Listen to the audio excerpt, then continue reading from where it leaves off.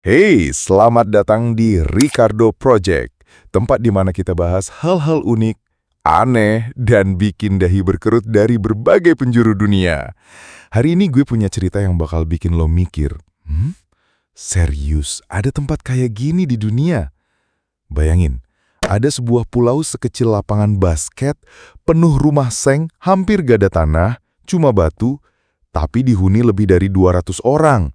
Namanya Pulau Migingo. Bukan nama karakter di anime, tapi ini beneran tempat nyata. Yuk, kita kulik. Ada apa sih di balik batu yang satu ini? Pulau Migingo adalah sebuah pulau kecil, bahkan super kecil, yang ada di tengah Danau Victoria, perbatasan antara Kenya dan Uganda, di Afrika Timur. Pulau ini cuma seluas sekitar 2.000 meter persegi. Buat lo yang susah bayangin, itu kurang lebih kayak setengah lapangan sepak bola. Tapi anehnya, pulau ini padat banget. Rumah-rumah dibangun nempel satu sama lain, mirip kayak pasar liar di atas batu.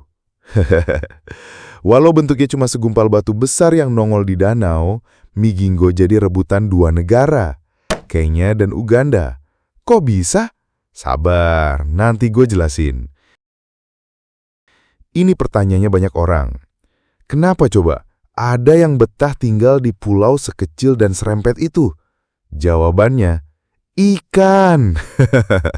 Yes, bukan ikan biasa, tapi Nile perch atau ikan kakap Nil yang harganya mahal banget, bisa diekspor ke Eropa dan negara-negara lain.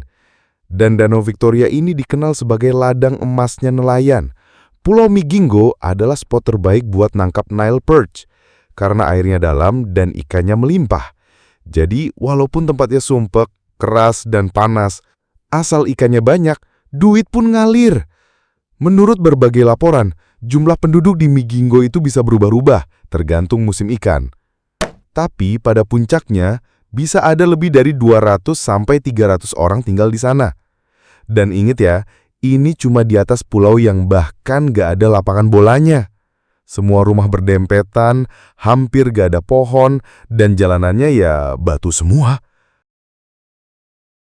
Yang tinggal di sana bukan cuma nelayan, tapi juga pedagang, tukang cukur, pemilik bar, petugas medis, bahkan ada PSK juga loh. Semuanya cari rezeki dari aktivitas ekonomi yang padat di pulau mini ini. Nah, ini bagian paling panas. Pulau Migingo sempat jadi rebutan antara Kenya dan Uganda. Awalnya, nelayan Kenya lebih dulu tinggal di sana sekitar awal 2000-an. Tapi suatu hari, tentara Uganda datang dan pasang bendera. Mereka bilang, Migingo itu wilayah Uganda. Kenya gak terima. Akhirnya dua negara ini sempat adu argumen diplomatik bertahun-tahun. Bahkan sempat bikin tegang kawasan. Tapi sekarang, keduanya kayak udah berdamai diam-diam. Polisi dari kedua negara ada di sana, ngontrol dan menjaga keamanan bareng. Jadi sistem hukumnya agak unik. Kalau kamu orang Kenya, kamu ikut hukum Kenya. Kalau kamu orang Uganda, kamu ikut hukum Uganda. Satu pulau, dua hukum, dua polisi, tapi ya tetap satu batu yang sempit. Ekonomi di Migingo berputar 100% dari hasil laut, khususnya ikan Nile perch.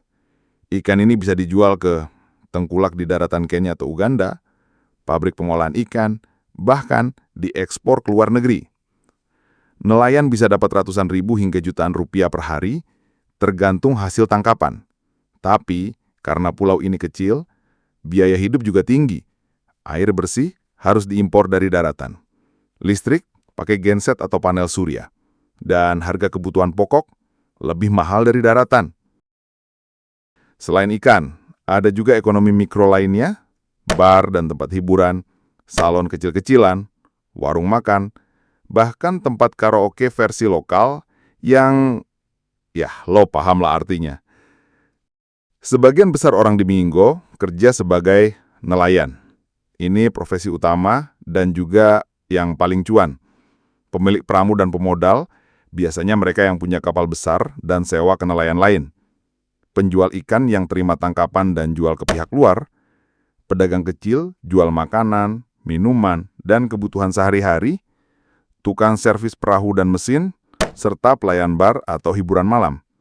Yah, bahkan di atas batu pun ada hiburan malam. Banyak juga yang datang hanya musiman. Saat ikan lagi banyak, mereka datang. Kalau ikan sepi, pulang ke daratan.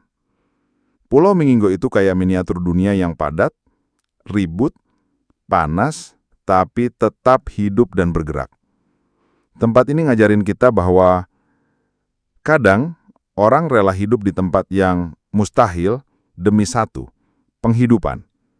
Gak ada halangan yang terlalu besar buat orang-orang yang punya semangat kerja keras.